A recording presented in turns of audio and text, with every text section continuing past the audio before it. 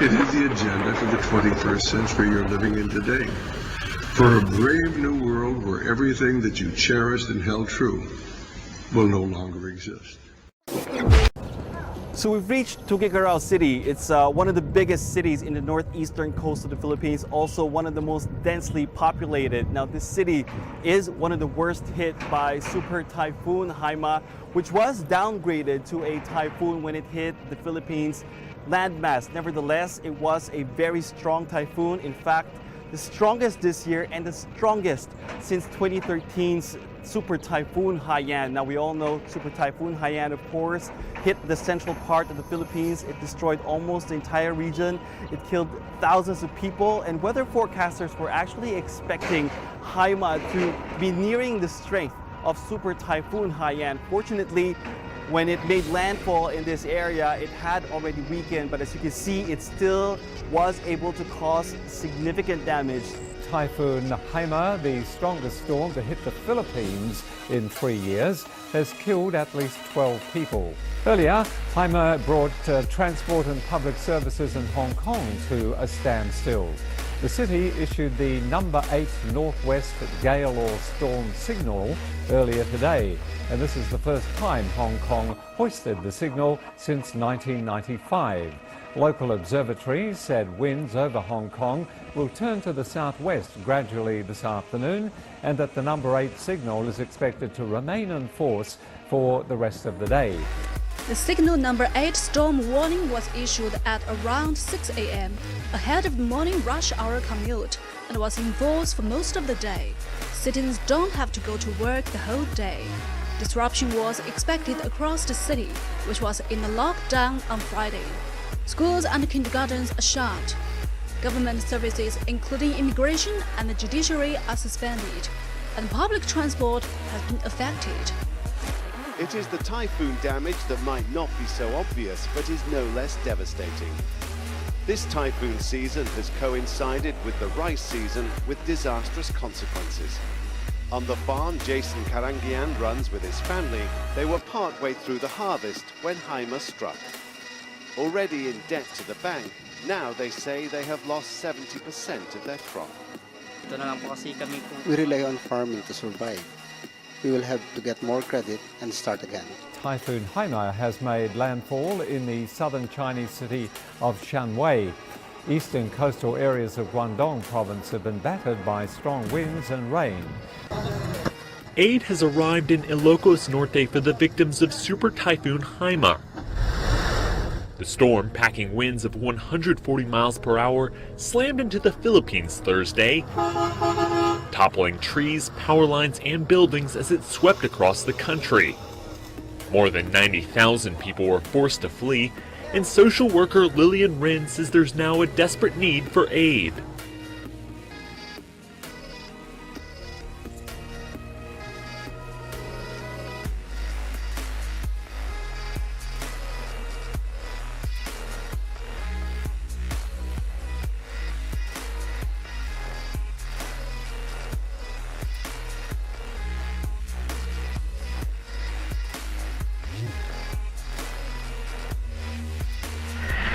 A huge earthquake shakes western Japan. There were no immediate reports of casualties or major damage following the 6.6 magnitude tremor. However, 40,000 households were left without power. It happened at 2 in the afternoon. A series of aftershocks followed. The epicenter was in Tottori Prefecture at a depth of 10 kilometers. That out.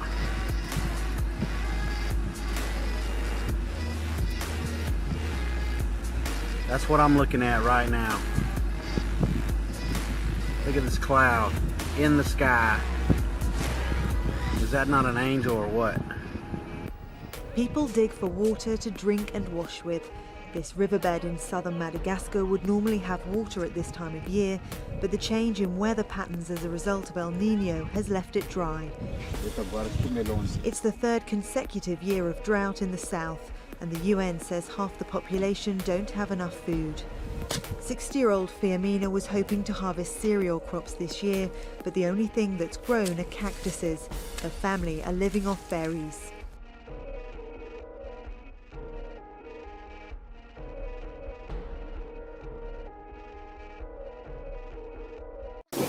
The U.S. recorded the most cases of sexually transmitted diseases ever for a single year. In 2015, there were more than 1.5 million reported cases of chlamydia. That's a nearly 6% rise from the year before. Nearly 400,000 gonorrhea cases were reported last year, which adds up to an almost 13% increase from 2014. And doctors saw close to 24,000 recorded cases of syphilis, a whopping 19% rise from the prior year. The findings are troubling considering that gonorrhea and syphilis cases were at historic lows just several years ago. The CDC says budget cuts to health programs and fewer people using condoms are to blame.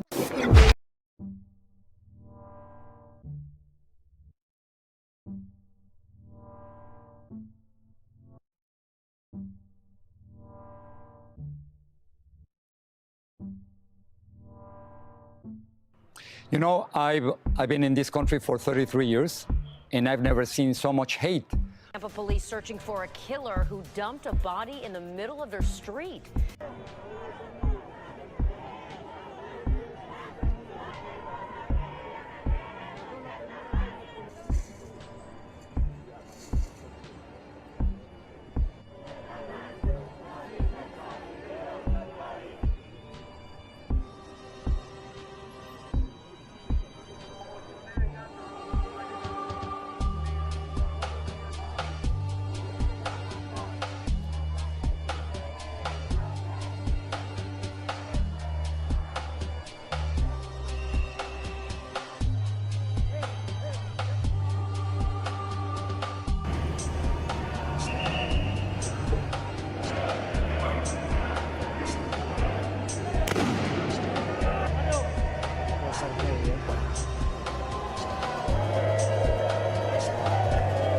Que no solamente una agresión contra la Argentina, sino contra todo el continente norteamericano.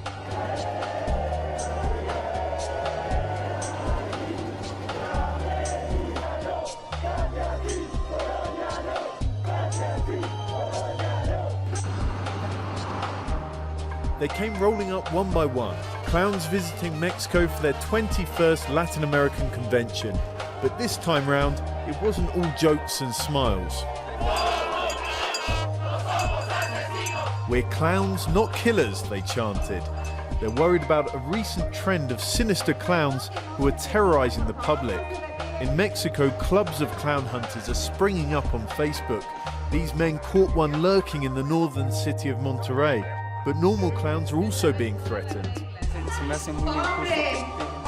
I don't think it's fair to hit someone who has nothing to do with the killer clowns. It's really affecting us. They're threatening us physically. They're killing us. There's a lot of stress in going out dressed like this. The Christian-owned bakery Sweet Cakes by Melissa is closing its doors. The Oregon-based company was targeted by LGBT activists when owners Aaron and Melissa Klein said they would not bake a cake for a gay wedding because of their Christian beliefs. The subsequent legal battles crippled the bakery. The Kleins had been operating out of their home for the last few years. Although they've decided to close shop, they will still stand up for religious freedom. They face a $135,000 fine. 93-year-old George Montague lived through a time when Britain had much to learn about tolerance, when living as a gay man wasn't only frowned upon, it was considered criminal behaviour. The police in those days went out of their way to track you down. They enjoyed it. They relished it. George was one of thousands of men prosecuted for breaking a law that no longer exists. The offence of gross indecency was often used to punish men in consensual same-sex relationships. Some of these men committed suicide because of the aberration, because of the stigma. Since 1967, when the law was abolished in much of the country, Britain's gay rights movement has continued fighting for and achieving great change, like equal marriage legislation. But the criminal records of all of those convicted of obsolete sexual offences have stood until now. Britain's Parliament is set to change the law so all of those who were convicted and have since died will be pardoned. We got our masks on, and next thing I knew, there was an explosion. Saw the explosion from the basement all the way to the third floor. Each level just went off pretty much simultaneously, but there was a little delay between each one. So I got thrown across the street. I'm not sure how far I flew, but some people, it's been a range, I guess, between 10 and 20 feet. That's how far I got thrown.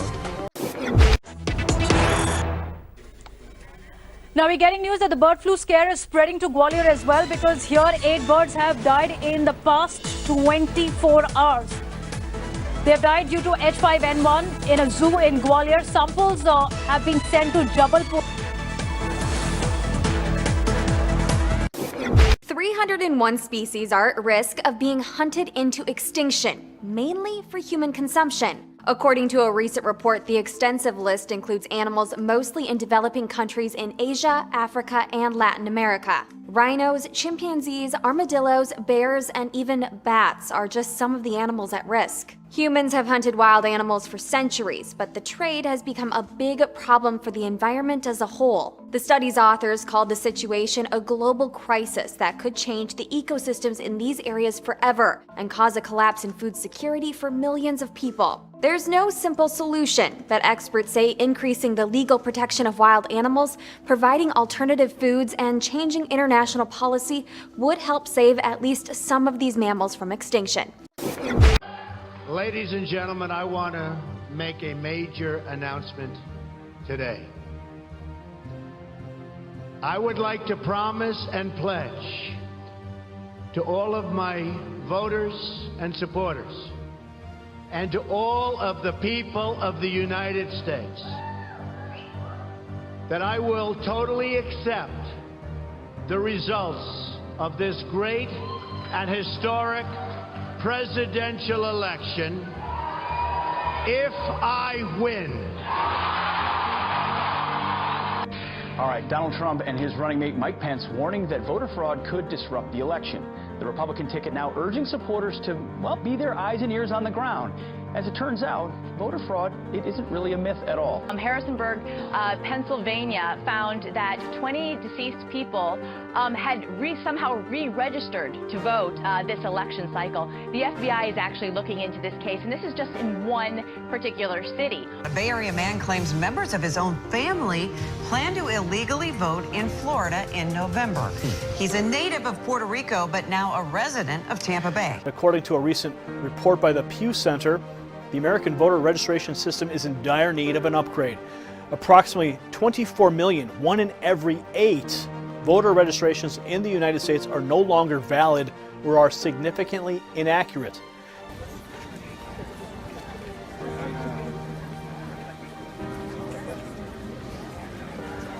I'm just hoping that people cast their vote. And I know that they're disgruntled with some of the candidates, and it's probably, as far as I can remember, that both candidates are not really all that enamored with the American public. And sometimes we have to choose the lesser of two evils. I just hope people don't throw away their vote and go to the libertarian vote. That's what I'm concerned about, because that's like voting for Trump. Both Hillary Clinton and Donald Trump threw tough punches during Wednesday night's presidential debate, but social media reacted strongly to 4 words in particular from Trump. Well, Chris, I am on record as saying that we need to put more money into the Social Security Trust Fund. That's part of my commitment to raise taxes on the wealthy. My Social Security payroll contribution will go up, as will Donald's, assuming he can't figure out how to get out of it. But what we want to do is to replenish the Social Security Trust Fund. Well, the internet quickly took the nasty comment and ran full speed with it. By Thursday evening, there were countless tweets, memes, and pictures taking the phrase as a compliment, with many Clinton supporters proudly proclaiming they're nasty women. The hashtags I'm-with-nasty and nasty women vote were trending on social media. You say that you play straight up, but I have to ask you, because you were accused of receiving a debate question before a CNN town hall where they partnered with TV One, and that you had this question on March 12th, that verbatim was provided by Roland Martin to CNN the next day. How did you get that question, Donna? Well, Kelly, since I play straight up, and I'll play straight up with you, I did not receive any questions from CNN. Let's just be very clear. Where did you get it? First of all, what information are you providing to me that will allow me to see what you're talking about? Everybody. You got the WikiLeaks released a March 12th Podesta email showing you messaging the Clinton campaign with the exact wording of a question asked at the March 13th CNN TV1 town hall debate. Where did you get it? You know, as a Christian woman, I understand persecution, but I will not sit here and be persecuted because your information is totally false. What you're telling getting the it from American Podesta's people, email. Well, Podesta's emails were stolen. You're so interested in talking about stolen So you material. deny it? You're like a thief that want to bring into the night the things that you found that was in the gutter. The visit paid by President Duterte and the talks between the two heads of state have great significance and have a fourfold meaning. First, it signifies the friendship between both countries has been fully restored. Secondly, it also means that cooperation between both countries will now enter the new phase. Thirdly, China and the Philippines will properly handle the South China Sea issue. U.S. officials seem to have been caught off guard by President Duterte's announcement that the Philippines would separate from the U.S. A U.S. Assistant Secretary of State will be traveling to Manila this weekend on a pre-planned trip. And during that visit, he hopes to meet with his counterparts to better assess the situation. We are going to be seeking an explanation of exactly what the president meant when he talked about separation from the U.S. Bottom line on nuclear weapons is that when the president gives the order, it must be followed. There's about 4 minutes between the order being given and the people responsible for launching nuclear weapons to do so. Well, the military is furious over Hillary Clinton's disclosure of classified launch times. Yeah. You know, when I was on the Joint Staff, I was the head of intelligence on the Joint Staff, and we used to work every day down in what we called our command center. And the intelligence component of that issue was something that I was responsible for the Department of Defense. And so I would just tell you that I'm not going to sit here and confirm or deny what she just stated, but I will tell you that revealing sensitive information at any time is never a good thing. And I would question her judgment for doing that. I mean, why did she have to talk so much and get into such specific details about a really, really sensitive program? Now they know it's 4 minutes. Now everybody knows. 5 years ago, the wave of anger that fueled the Arab Spring Revolution crashed into Libya. After several months of fierce fighting, anti-government rebels seized control of the capital, Tripoli. Colonel Muammar Gaddafi sought refuge in his birthplace of Sirte. It turned out to be the scene of his deadly demise, as he was lynched under the eyes of the world's cameras. It was in response to Gaddafi's bloody repression against the rebels and civilian deaths that the US, Britain and France combined to enforce a UN-backed no-fly zone. But shortly after their intervention, militias once united by hatred of Gaddafi's hardline rule divided, giving birth to anarchy. An ISIS suicide bomber speeding towards advancing forces today. Rocket finally taking it out. Then that second car bomb, the US-backed Kurdish forces making the direct hit. Suicide bombers have been the go-to tactic of ISIS, dozens deployed. And tonight, possibly a new weapon. Drones, some armed with explosives. Kurdish forces spraying the sky and bringing one of them down. Today saw some of the fiercest fighting yet. U.S. soldiers assisting from the air and advising on the ground, tonight mourning one of their own.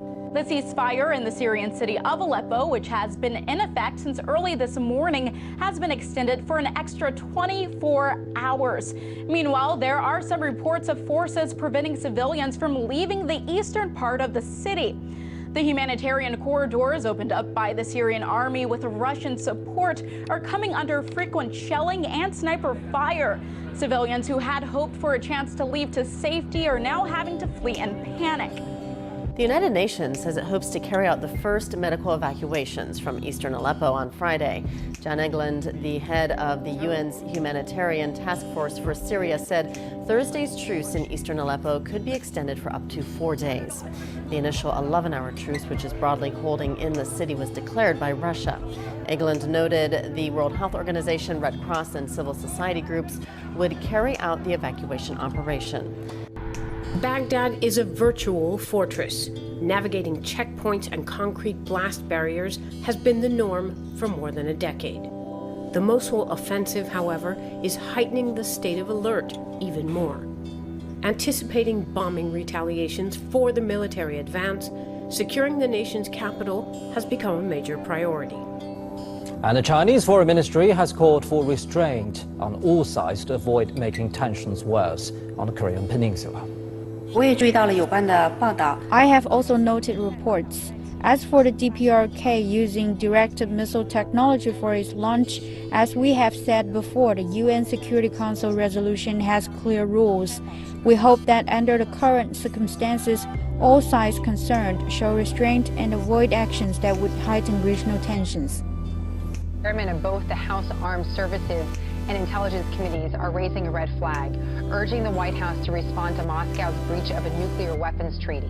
So while we're talking about the debate, this is something very real that's happening in Congress. Well, I think we need to understand the real and present danger that potentially a resurgent Russia poses.